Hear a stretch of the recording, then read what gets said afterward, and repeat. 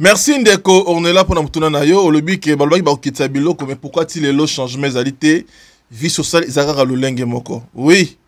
Pas si yo zanango, zali passe oyo ba congolais nyonso bazanango Ndeko, on est là, il faut que yeba que tozana ba konzi oyo ba ko travailler pour na intérêt à peuple congolais te.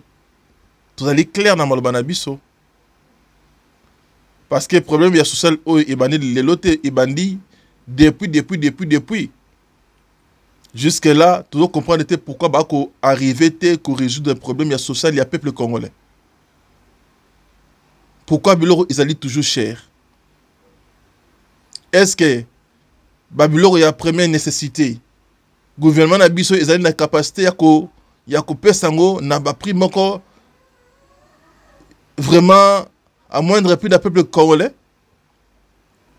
Biloko lokola masango, loso fufu mbisi, ba tomate, hein? Ba huile, ba sucre. Mais eza biloko moko na mboka na biso, il faut ezala na moyenne zéro. Il faut ezala na moyenne zéro parce que le gouvernement est connu ko mettre juste ba machine tozali na terre moko arable. Oko kolona partout biloko ekobima na Congo partout. Biloko soko loni ekobima. Soki ba moni ke ba biloko ozali importer, ezali kozala cher. Mais oh biso moto ko ça en place. Pourquoi il y a toujours de beaux parleurs? Au Congo, nous avons que des beaux parlers, bien. Mais, faisabilité, que ça là, makambo, on peut ça solution à peuple. Pourquoi ils ont un problème? Banan baloki, kondu oyo, banan baloki bango. Ça fait la honte. Et là, la masango fufu, bitabe. Hein? Bambisi, banguba. Est-ce que c'est loko oh il faut na mboka oh ezala penza donc diamant na prix à diamant. Peuple congolais va souffrir pour le rozango jamais. Botondi wana bino ba ministre bino ba conseiller ya président bino banani bako lia mbongo mboka ya ofele. Boyeba ke mokolo ezali kana ya nzambe. Eko quitter la bino na bandaku na bino na mabota na bino. Ce qui peuple bako le la butu pe moi. Bako le na sentiment ba funda ka bino et pas nzambe. Na ebite bandoki bako boma ba famille bako nyokola ba famille. Est-ce que ba mona ka ba autorité hein? Bandoki batuma ben nyoso ou bien bon to ba nini association de malfaiteurs. Donc na bino na bango bwana sengo ndengo peuple bako ko souffrir. Alors, on est là. Tozali koto na motuna oyo toujours na gouvernement 6 mois. Bolobaki boko kitsa babiloko. Ba produit à une première nécessité. Tozali wapi. Pourquoi activer agriculture na kata mboka na ba province par-ci par-là ezala na première proposition. Pourquoi bo sala makambo wana te. Mbongo ezangi? Eloko ezangi? Je vous demande d'abord, vous savez que Congolais, peut-être yo ont habité. Est-ce que vous savez que ba minerai d'abord ya mboka na biso? Ils ont mboka ya ba M23 te ba rebelité, mais ils allient gérer le gouvernement ya mboka na biso. Est-ce que vous savez combien il coûte Saka par jour ou par mois ou par année? Inga na biso oyo. Hein? Toke kaka na ba donc ba port na biso, toke na ba frontière na biso. Vous savez combien de mbongo ekotaka na mboka? Ba impôt to ba kono ba ko futa. Combien ezokota na mboka? Ba mbongo na nyoso na eza ko sala nini? Pe ezokende wapi? Toko lemba koloba makambo te. Toko lembaka te, toko dénonçaka toujours mabe otako mona na mboka jusqu'à ce que Congolais a kofongola misu pe ko bima na distraction. Jusqu'à ce que les Congolais akolamuka tongo mo abeni ko kote la ministre moko na ndako na ye ko take ko bengana ko frapper. Il faut commander wana ministre o ko sala musala te na mboka, ministre o a détourné mongo ya ba Congolais ba sala eloko moko te. Ce sont des personnes o ba na compte à rendre na population. Bako convainquer librement te ndakata mboka na biso. À bon attendeur. Voilà, toleki na motuna mosusu bo afficher biso motuna ya ndeko Azer Ndombe. Ndeko alobi nini? Azer Ndombe na ngambo na ye atuni motuna oyo. Est-ce que eza malamu population basangisa bambongo pour la soutenir armée FARDC? Nata ya guerre oyo tozali ndeko journaliste biano epa na yo. Oui, ndeko alobi est-ce que ezali possible to malamu pour la population basangisa mbongo ba soutenir armée na période oyo ya guerre? Ndenge toko yoka ba ko senga ke population ba cotiser mbongo bata ba tono ba cantine pour ko soutenir armée na biso. Ndeko Azer, laisse-moi te dire que ceux qui au moni bato ba koloba makambo ndengwana, ce sont des personnes il faut ko kanga d'abord bango. Parce que ata mokolo moko te population ba na capacité ya ko zwa en charge ba soda o ba ko bunda pone kolo. Ezali musala ya population te. Nebite batutana bango na mboka mito esala to mito esala raté. Hein? Oh! Mais c'est quoi ça? Beaucoup maintenant niveau ya ko senga population baba na kota cotisation il y a 10 francs 20 francs pour soutenir armée. Est-ce que ça musala ya population? Musala o armée ezali ko sala ezali musala o ya ko senga ba mbongo budget il faut être ma ebelé pour armée na biso ezala bien équipé. Ezali makambo ya gouvernement ebimisa na procédure d'urgence. Mbongo pour na soutenir ko bakisa prime, ko bakisa salaire ya ba militaire. Si tout la période autant qu'on traverse ya guerre na kata mboka na biso, il faut salaire ya ba policier, salaire ya ba militaire ezala ya komata. Mais tala ata projet mon côté na ngambo ya ba député pour na ba soldat pour na ba policier. Ata mutu mon côté a proposé eloko wana ya ko augmenter salaire ya ba policier na ba soldat na ba militaire. Ba prime d'encouragement. Mais ce qui pour na bango bazali le premier batali bosso o ba ko ndima ke ba salaire na bango ezala augmenter. Na bino ba député, na bino ba ministre, na ba soldat, na ba enseignant, ba professeur. Banani ba ko sala musala pona mboka na biso. Banani. Na mboka oyo ezali sérieux. Ba ko zwa salaire ya ba député.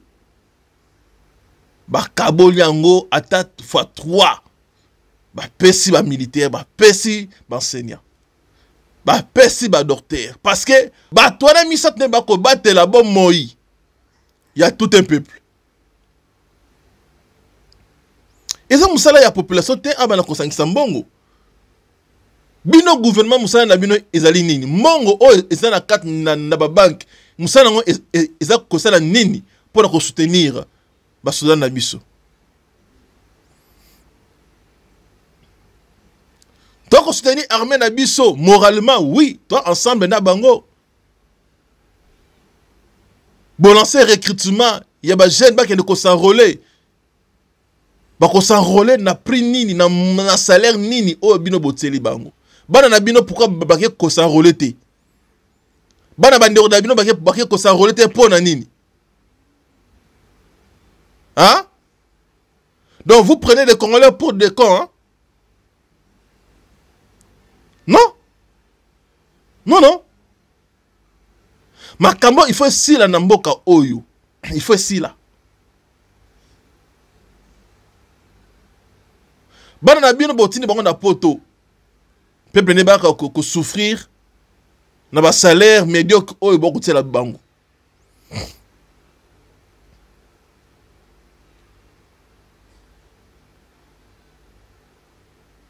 Tous allez même morale pour nous défendre mboka na biso. Mais tout le monde a volonté wana pe na ba kondi na ba autorité en mboka vis-à-vis la population congolaise pour nous soutenir peuple. Ce qui te eza passe na passe ezali mawa.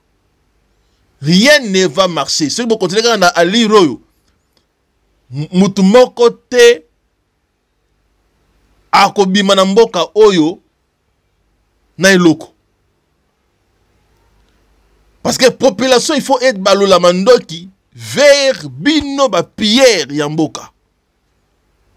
Batali boso ba kote ka mboka ko détruire mboka, c'est-à-dire bino ba autorité, bino ba député, bino ba sénateur, bino ba ministre. Ba kosa ba toi o songini. Papa ceux qui ont bino ke bot sangisa mbongo pour soutenir FARDC boye bisa bango hein baba na d'abord ko récupérer ba mbongo oyo ba détourner ba caméra ba nani ba kazadi ba Peter Kazadi ba ministre na bino ya santé et ken de ceux qui nani ngwana boye bisa bango nyoso tuba kene kozongisa ba mbongo bango ba détourna pour na batsa na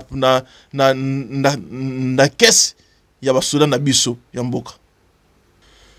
Toza motuna mususu pona tosuki sapona mokona lelo et mituna na bino botindela biso toujours yango na WhatsApp, botindela biso na Messenger. So pe wana besoin to afficher ba photo na bino pembeni tinda photo tinda mutuna na yo et vous allez la vie aux yeux et aux vues de tous les Congolais dans le monde entier. Naomi a tenu mutuna oyo. Un gouverneur Daniel Bumba a péqué si peuple congolais va marcher. Aza na raison ya kopeki ça, tout il faut attirer ba congolais ba sala o balingi.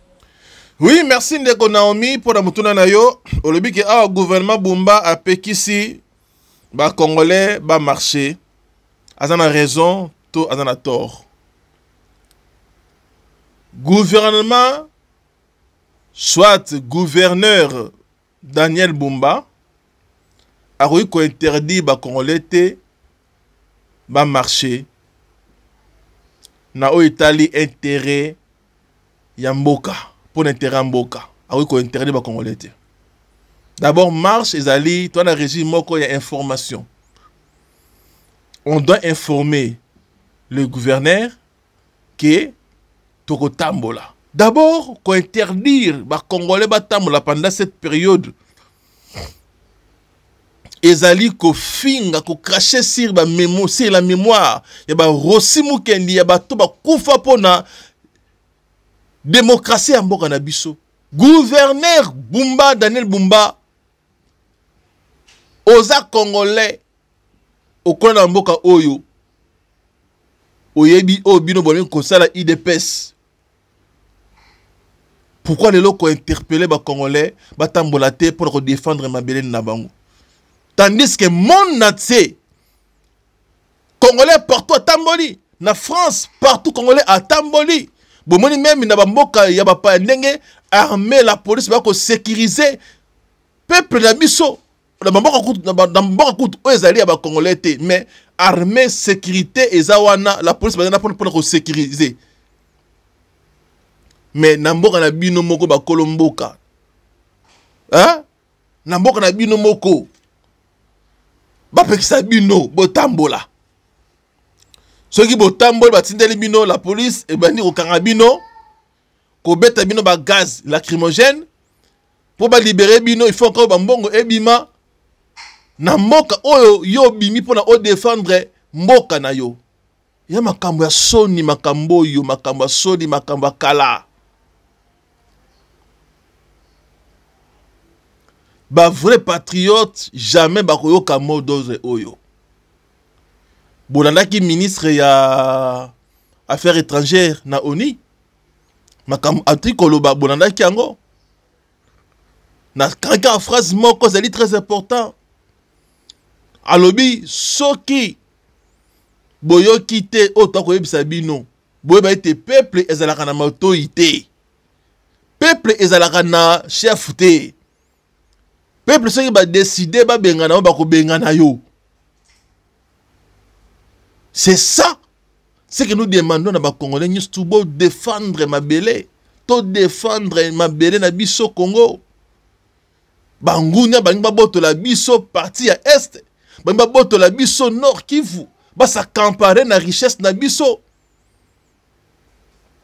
Ceux qui ont marché te, bana ba ko marcher pour na biso. Ceux qui ont se sacrifié te, bana ba ko se sacrifier pour na bana na biso na ba génération na biso na sima. Il est grand temps pour na Congolais nyonso place yo zali au telema. Telema to telema. La patrie ou la mort nous vaincrons. Sensibilisons-nous. Toi, c'est sensibiliser dans les réseaux sociaux. Toi, dénoncer.